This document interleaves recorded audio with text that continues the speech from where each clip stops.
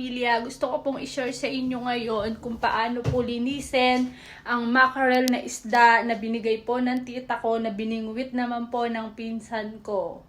So guys, tingnan natin kung paano ito. Ayan po, ipapakita ko po sa inyo kung gaano karami yung isda na binigay po ng tita. Ang dami oh, grabe.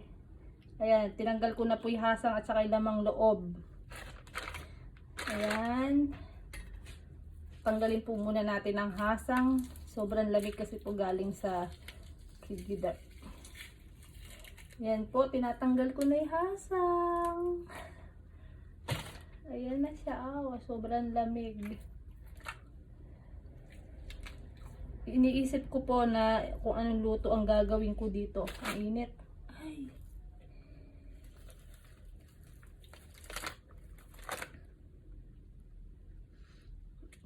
Masyado pa siya kasing frozen.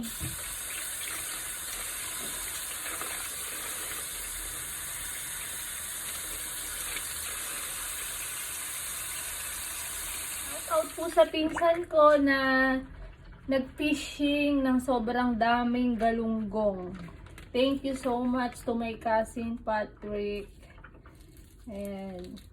Parang sabi ng tita ko kasi, libangan lang daw po dito nila yan yung maminwit ng isda, pero hindi naman nila kinakain. Kaya, ayun, ibinigay niya sa tita ko. Tapos, binigyan naman ako ni tita ng isang plastic, napakadami. Sabi na, ganun lang daw po yung ginagawa nila dito, yung pagpipishing, parang ano lang nila, katuwaan. Parang katuwaan lang nila yung panghuhuli ng isda. Ang dami. At saka kahapon nga nung nandun ako kila tita, alam nyo ba na nakhihinayang kami kasi kung iisipin namin sa Pilipinas. 'Di ba? Sa Pilipinas, Diyos ko, ulam na to ng ilang tao. Grabe, ang dami. Ang dami talaga. Tapos dito yung iba tinatapon lang nila yung isda. Yung iba daw po, sabi ng tita ko kapag itinatapon na kasi sobrang dami. Sobrang dami ng isda. Grabe oh. Kung bibili natin to, magkano din to sa labas. Grabe, ang hirap tanggalin. Ang hirap tanggalin ng hasang kasi masyado pa rin. Kasi inalis ko na siya sa hindi ko na siya inilagay sa freezer sa kagabi. Kaya inano ko na lang siya. Di ko. Pa rin siya, guys. Ano na nga ito? Masyadong malamig masyado. Kaya nakakatuwa, di ba? Niisip ko, guys, gagawin ko siyang daing. Magse-search ako sa Facebook, gagawin ko siyang daing. Tapos aanuhin ko siya. Ipiprito. Mahilig kasi ako sa isda. Sobrang hilig ko sa isda. Ayan ang hindi ko pagsasawaan, ang pagkain ng isda. Ayan ako, napakari ko. Tapos gagawin ko siyang, kabayo. Grabe. Gagawin ko po siyang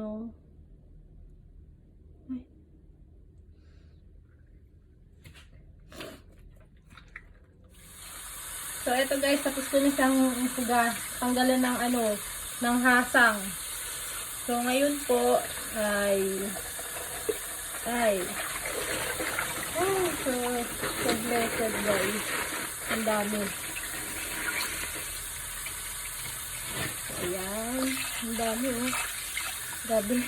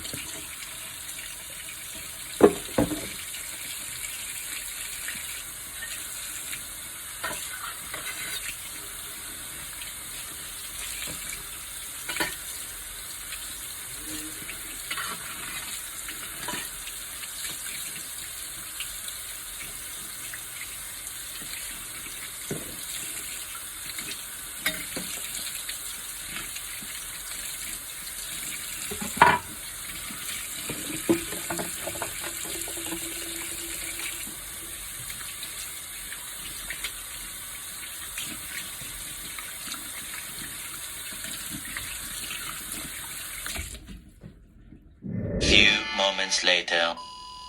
So, tapos na po ako magluto, guys. Ito na siya. Kakain na ako ng aking tanghalian. Let's eat!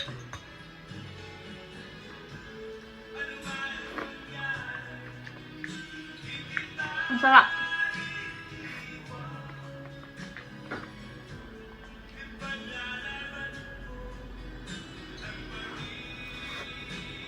Ang sarap po.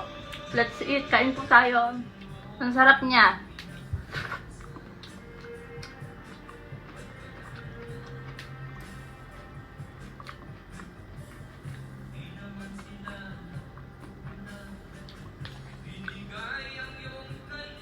Kain po.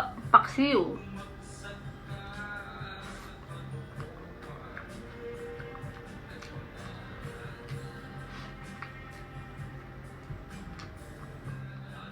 Ang sarap niya.